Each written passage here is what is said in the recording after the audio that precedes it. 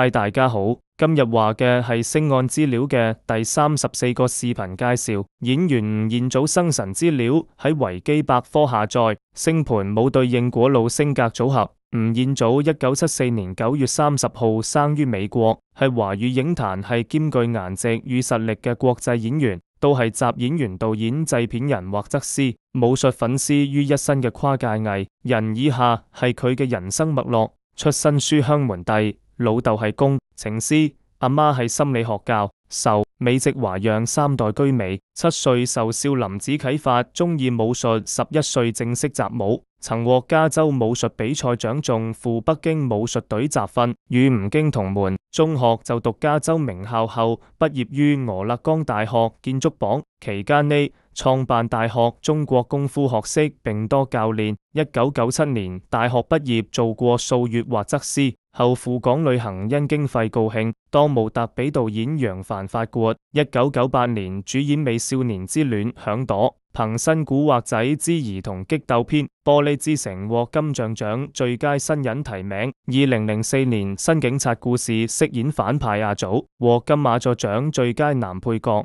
成為港片經典反派形象之一，深演《無間道》、《竊聽風雲》等經典港片，同時進軍荷里活，出演《速度與激情3》、《東京漂移》、《魔獸》等。2010年與相戀8年嘅 Lisa Schlesinger 喺南非結婚，返香港後補辦婚宴酒。2013年女吳斐然 Wraith Anne 出世。